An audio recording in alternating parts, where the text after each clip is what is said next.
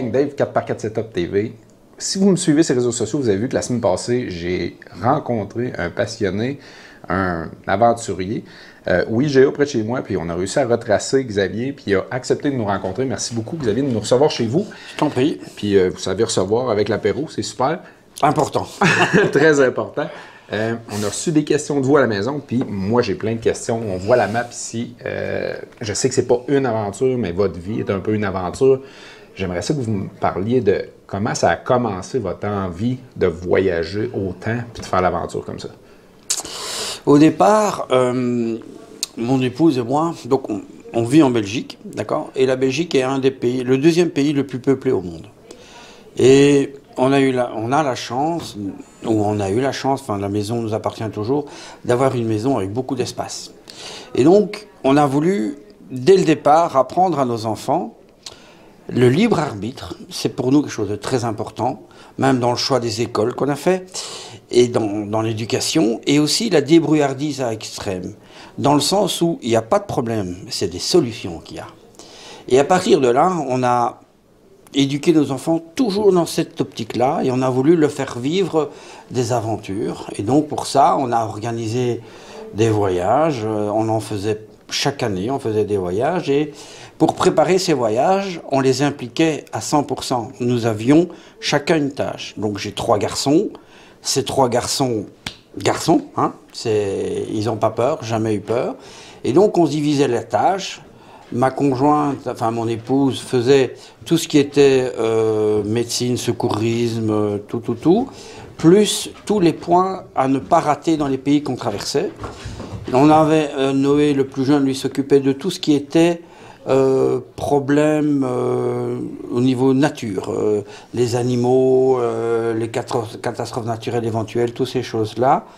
Basile, celui du milieu, lui s'occupait de tout ce qui était traces, les traces qu'on faisait, les points importants qu'on visitait, le GPS, tout ça. Et le plus vieux, Célestin, lui, s'occupait de tout l'aspect géopolitique, les problèmes géopolitiques et tous les points de contact qu'on pouvait avoir pays par pays. Et Célestin et Basile, l'aîné et le deuxième, s'occupaient de tout ce qui était image. Là, pour vous, à la maison, que c'est la première fois que vous entendez ça, là, vous dites, mais c'est quel genre d'aventure, ça, pour avoir des responsables de questions géopolitiques? Xavier, vous n'avez pas fait des pays très faciles, vous n'avez pas que fait des clés en main. Parlez-nous un petit peu, sans tout nous les nommer, là, mais juste pour donner un exemple un peu du type de pays que vous avez visité. On a voulu commencer par des pays faciles, puisqu'on a au départ acheté un véhicule. Donc le véhicule est un Range Rover Defender. Hein, et il y a eu plusieurs gros voyages. On a commencé gentiment, c'est-à-dire le Cap Nord. Pour vous, au Canada, ce serait le point le plus haut jusqu'à la mer au nord. C'est ce qu'on a fait, mais en Europe. Et donc, pour avoir quoi? On voulait aller voir le soleil de minuit, c'est-à-dire le soleil qui ne se couche jamais. Et donc, on a fait ça, c'est notre premier voyage. Le deuxième voyage, on se sentait les rois du monde, puisqu'on avait déjà réussi notre voyage. On était jusqu'à la frontière chinoise, donc on traverse, donc on appelle ça l'Asie centrale. Et avec, on se sentait super bien préparé, et puis avec tous les pièges qu'on a eus, c'était magnifique, c'était vraiment... Et puis après, on a voulu faire l'Arménie. Alors l'Arménie, c'est où? C'est au bout de la Turquie. Mais il faut savoir que, géopolitique, l'Arménie est en conflit, et parce qu'il y a eu le génocide arménien fait par les Turcs, et donc les frontières sont fermées parce que la Turquie a volé énormément de terres aux Arméniens, et revendique le mont Sinaï. C'est important, tout ça, allez voir sur Internet, c'est très intéressant. Le mont Sinaï, c'est pour les catholiques, c'est là où le bateau de Noé a échoué. Donc attention, tout ça, ça a énormément d'importance. Et donc, on a fait donc l'Arménie, et puis après, on a fait, faut que je regarde, on a fait bien sûr l'Afrique. Et alors, on a fait aussi un voyage où on voulait un voyage beaucoup plus sportif, beaucoup plus intense, mais au niveau 4x4, on va dire. Et là, on a fait les Carpates en Roumanie, où là, ça a été, au niveau technique, on était au sommet. On était vraiment au sommet. Enfin voilà, tout ça, on pourrait en raconter beaucoup. On a fait d'autres pays, mais les autres pays, alors on louait des véhicules. On ne partait pas avec nos véhicules. Ce que je viens de parler là, c'est les véhicules on a fait. Avec notre Avec véhicule. votre pod, ouais, Ouais, avec ça. le Range Rover. Ouais. OK. Puis là, on parle vous avez dit un challenge un peu plus 4x4. Si on parle 4x4, on a beaucoup de passionnés au magazine. On parle aussi de réparation, rester pris. Vous avez sûrement des... Comment vous faisiez pour vous préparer ça? Amenez-vous des pièces de rechange, des contacts? Pour parler de voiture au coup, il faut d'abord bien réfléchir la voiture que vous choisissez. Et ça, c'est extrêmement important. C'est la base même. Nous, on s'est bien renseigné. En Europe, en tout cas, il y a 4 4x4 qui se valent. C'est Mercedes, le classe G, qui passe vraiment partout. Le Land Cruiser, qui est un excellent véhicule aussi, qui passe partout. Et il y a le Defender. Des 3 véhicules que je viens de citer, le moins fiable, c'est le Land Rover Defender. C'est le moins fiable. C'est connu. Tout le monde le sait. Mais c'est le seul qu'on peut réparer soi-même. Dans le sens, vous avez un tournevis, quelques clés, vous réparez. Ça, c'était l'avantage du Land Rover. Mais ce n'est pas le seul. Le Land Rover Defender a d'abord des pièces qui ne coûtent pas cher. Mais surtout, ils ont un esprit d'entente qui est unique au monde. Bien que je dis unique au monde, au Canada, je ne l'ai pas encore vu, mais c'est pas grave. C'est-à-dire dans le sens où que vous soyez dans cette partie du monde, que ce soit l'Afrique, que ce soit n'importe où, vous rencontrez une Defender, vous le saluez, et si vous êtes loin de votre pays, vous vous arrêtez et on parle. Okay. Et je me suis arrêté, j'ai vu une Defender, on était à Almaty, donc au Kazakhstan, on s'est arrêté, on a vu une Defender, les gens étaient en train de faire des courses, ils sont sortis, ils parlaient anglais, je me débrouille très peu en anglais, et on a fait la fête toute la nuit. C'était unique au monde. C'était une communauté un peu. Non, pas un peu. Elle est très très forte. Ah, okay. Elle est très très forte. Vous croisez une Defender qui est en panne, quoi qu'il se passe, je dis bien, quoi qu'il se passe, vous ne le laissez pas là. Il part avec vous, vous devez le tirer 1000 km.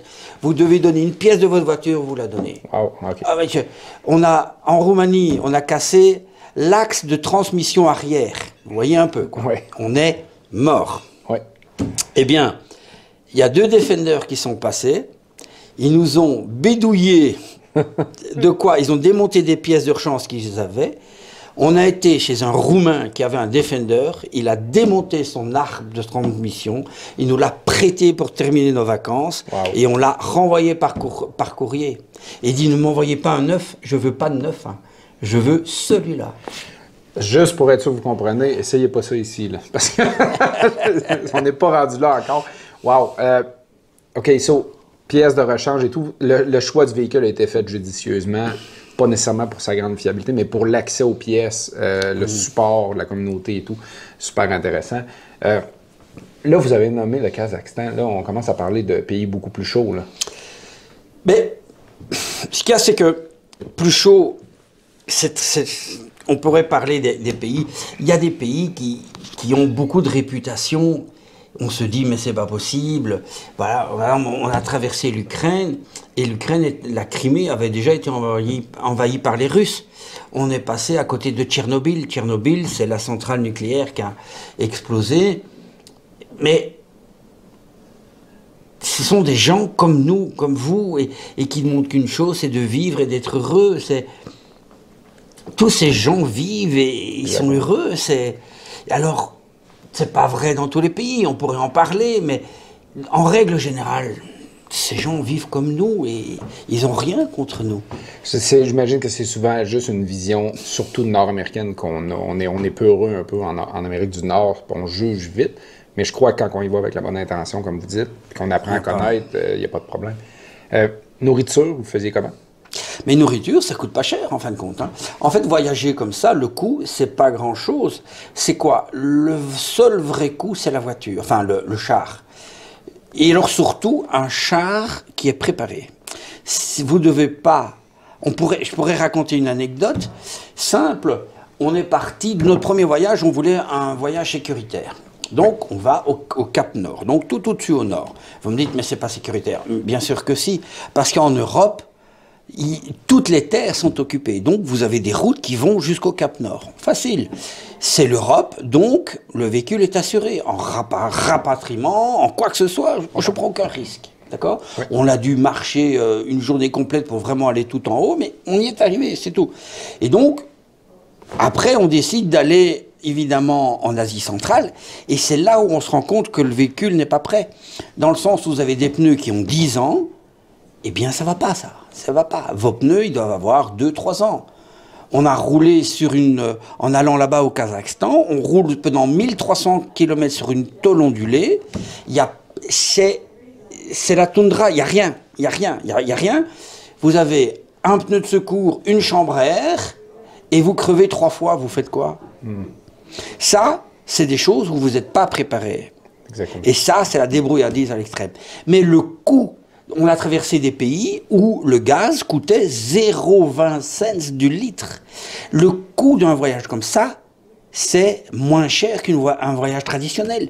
Prenez un billet d'avion, c'est terminé, c'est déjà fini. Et vous n'aurez pas la même expérience. Et en plus, vous n'avez pas le contact des gens, vous n'avez pas... C'est dans des resorts, puis c'est pas la réalité de la place. Ce sont des vacances qui ne coûtent pas cher.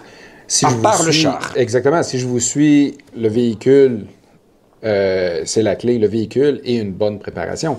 Parce que souvent, les gens pas préparés, c'est là qu'il va y avoir des coûts beaucoup plus grands. Parce que si on n'est pas équipé, si on n'est pas prêt, là, on va devoir débourser pour faire des miracles, en fait. C'est ça. OK. Oui, c'est ça. Au Kazakhstan, notre deuxième voyage, on a fait un voyage de fou et on n'était pas prêt. On a cassé des pièces et on a eu de la chance parce que justement, un des enfants nous revenait en avion, donc il a ramené des pièces, mais ça aurait pu nous coûter beaucoup plus cher. Oui. Ça, c'est très clair. Ouais. Vous m'avez parlé de certaines anecdotes, vous devez en avoir des milliers. Vous m'avez parlé de une, spécialement en Afghanistan, avec peut-être des talibans. Contez-moi ça un peu, c'est toute qu'une aventure. C'est des aventures, on pourrait en raconter beaucoup, beaucoup, les plus belles, les moins belles, mais quelque part, c'était... donc on est au Kyrgyzstan et on longe la frontière du Kazakhstan, de l'Afghanistan. Et à un moment donné, on a un gros pick-up qui nous suit par l'arrière, on ne fait pas attention, voilà. Et puis il nous dépasse, ok, et puis il ralentit. De nouveau, très européen, nous, c'est vrai qu'il n'y avait pas beaucoup de pick-up, ça aurait déjà dû... Mais bon, voilà, on le redépasse, et ce jeu dure 3 fois, et à la 3e fois, le pick-up s'arrête devant nous, et je m'arrête. Je dis, tiens, il a peut-être un problème ou quoi, et donc je m'arrête à côté de lui, et à ce moment-là, il y a 5 hommes qui descendent armés, mais armés, oui. pas un petit canif. Pas des revolvers. Ouais. Voilà, c'est ça, c'était vraiment bien armé. Et on se dit à ce moment-là, ben voilà, c'est fini, on va laver le pare-brise, on va leur donner les clés, et voilà, c'est gentil, merci, au revoir.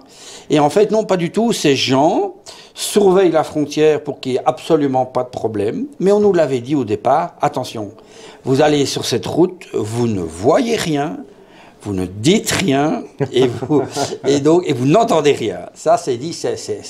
Et donc, ils sont descendus et ils ont admiré la voiture et ont papoté, on a rigolé et puis on s'est serré la main. Ils sont repartis. Wow. Voilà. Ouais. Fait que vous avez des bonnes aventures. Mais ça, c'est une bonne aventure. Ça, c'est une très bonne aventure. Très bien finie. Si je vous dis une moins bonne, avez-vous une en tête? Peut-être un bris ou une fois que vous êtes, je sais pas, vous êtes resté pris ou... La moins bonne peut-être c'était au Maroc et donc on remonte pour prendre un ferry et là c'était la moins belle peut-être aventure, c'est qu'il y a des réfugiés qui voulaient absolument passer et qui voulaient se cacher dans la voiture, il n'y a pas eu l'agressivité, mais c'était pas loin quand même. Il a fallu à un moment donné qu'on sorte et que... Sentiez la tension. Et là, on dit, ouf, mais il y a eu quelques fois... Oui, une autre aventure, je ne sais pas si je peux la raconter, mais tant pis, je vais la raconter. Allez-y, on demande que ça.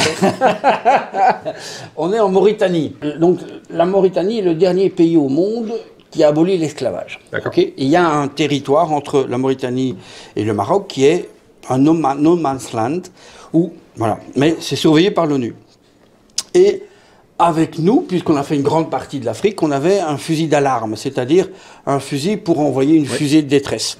parce qu'on traverse une partie du désert.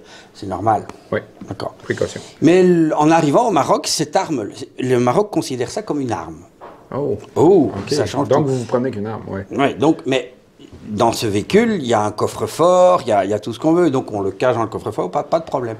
Et à ce moment-là, ils nous disent, ah, le véhicule va passer dans le scanner. Oh. Ouh.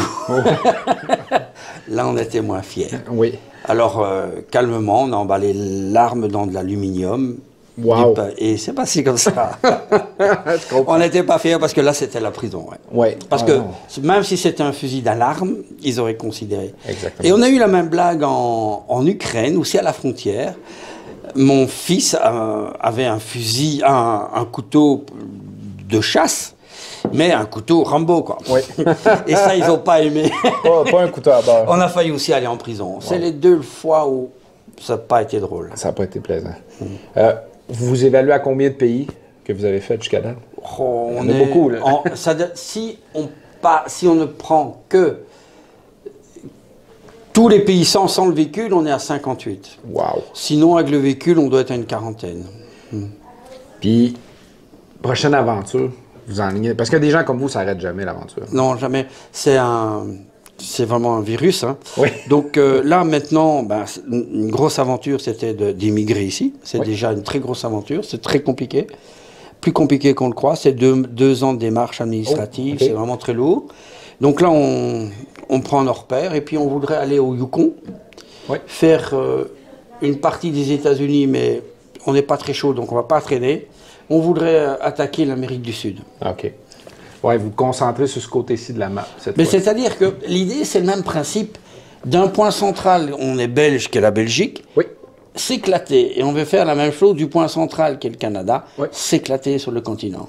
C'est vraiment ça l'idée. L'idée, c'est partir d'un point central et partir comme ça. Attention que on a rencontré énormément de voyageurs. On a rencontré des voyageurs qui, en fin de compte, ne s'arrêtent jamais. Ils ont déjà fait 4 fois le tour du monde. Oui, oui, oui. Ils ne s'arrêtent jamais, jamais, jamais. C'est incroyable, avec des Defenders, avec n'importe quoi. On a déjà fait un reportage un peu sur un couple qui faisait comme ça, puis c'était aussi le choix de véhicule qu'ils ont fait. Aussi un Defender? Oui, exactement. Si vous aviez un conseil ou 1 ou 2 conseils pour ceux qui nous écoutent et qui aimeraient partir à l'aventure comme ça, les jeunes d'aujourd'hui sont plus willing que nous autres. On était souvent, ils veulent découvrir, ils veulent se promener. Quels seraient vos conseils? Avant toute chose, bien préparé. Ça, c'est fondamental, c'est la clé. Exact. Bien préparé. Où vous allez... Je ne parle pas des chemins, c'est pas ça. Hein. On parle du géopolitique, on parle d'un minimum de budget, voir, tiens, dans tel pays, c'est plus ou moins ça. Attention, moi, j'étais responsable des passeports et des visas. En Amérique du Sud, c'est très facile, mais en Europe, c'est pas du tout facile. Donc, voilà, vous allez traverser les États-Unis, est-ce que c'est un problème? On s'est déjà nous renseigné un peu sur le Mexique. Le Mexique, il ne faut pas aller n'importe où. Il faut réfléchir où on passe. Donc, ça doit être préparé. Un minimum. Il ne faut pas se dire love in peace, Non, c'est pas la réalité. le joint entre les lèvres et on part. Ça ne va pas comme ça. Mais ça doit être préparé. Géopolitique, un minimum les finances, bien que normalement ça devrait aller parce que c'est vraiment pas ça. Mais le véhicule, évidemment. Le véhicule doit être prêt. Le véhicule, des pièces de sport peut-être. Le géopolitique est important pour ne pas se mettre les pieds dans les plats souvent aussi. On a d'autres réalités dans d'autres pays qu'il faut connaître pour ne pas créer des situations. On est resté bloqué 3 jours à la frontière du Sénégal. Parce qu'il nous manquait une signature d'un papier. Donc, être prêt. C'est vraiment... c'est fou. Et alors les gens, hein, rencontrer les gens, rencontrer... Vous traversez un pays, vous changez de pain. Le pain qu'on mange. Oui. Ça, je le regrette, j'aurais voulu faire un bouquin là-dessus. C'est exceptionnel. Il y a des pains qui sont des grandes crêpes, il y a des pains qui sont... Enfin, c'est exceptionnel, ça. C'est drôle parce qu'en Afghanistan, c'est la chose qu'on se souvient tous, ceux qui sont allés, le pain qui était fait à la main chaud le matin. Exactement. Waouh, c'est drôle. Le pain, c'est la base même de tout. Oui. Mais c'est complètement dingue. Vous passez de frontière, vous changez de pain. C'est passionnant. Et quand vous voyagez, première chose à faire, une carte GSM et de la monnaie. de l'argent du pays. Local. Local. Pouvoir se débrouiller. Le carte GSM, c'est pour surtout avoir un GPS ou avoir un repère, et l'argent pour pouvoir acheter. C'est la première chose que vous devez faire. Pour pouvoir se dépanner. Savez-vous combien de kilomètres vous avez fait avec votre véhicule? Pour vous donner une idée, c'est plus ou moins à chaque fois 22 000 km à chaque voyage. Wow. Voilà. Plus ou moins, c'est approximatif, quoi. OK, d'accord. Et donc là, le véhicule tel qu'il est là, il va arriver bientôt à 300 000. Ah, d'accord. Mais c'est rien du tout pour un véhicule comme ça. Non. Un véhicule comme ça, c'est... Pour vous donner une idée, on a pris une rivière où le moteur était carrément dans l'eau et on a eu le mauvais réflexe de vouloir allumer le moteur.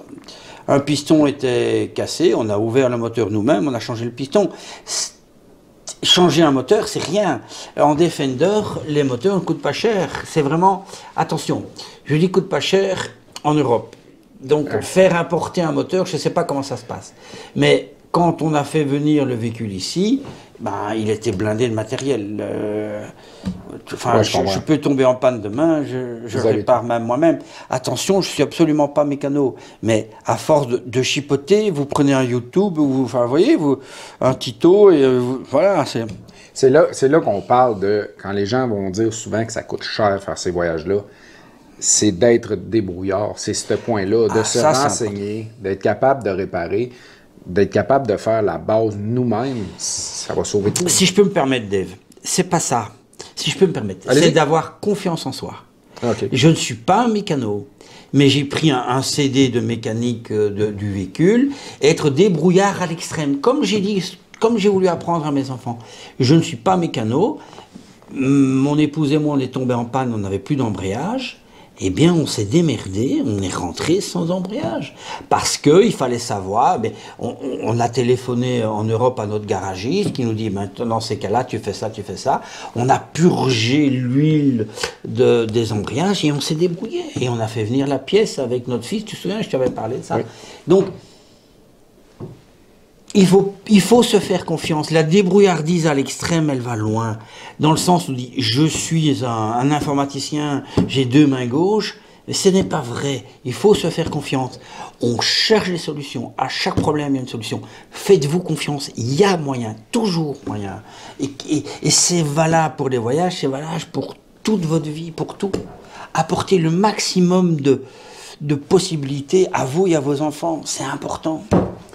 Je crois que c'est clair. Fait que vous n'avez plus de raison de ne pas vivre des voyages, de ne pas vivre des super aventures comme ça. Prenez confiance en vous, mais soyez prêts. Préparez-vous, peu importe la place que vous allez. Puis on peut que vous souhaiter du plaisir. Bon voyage à tous.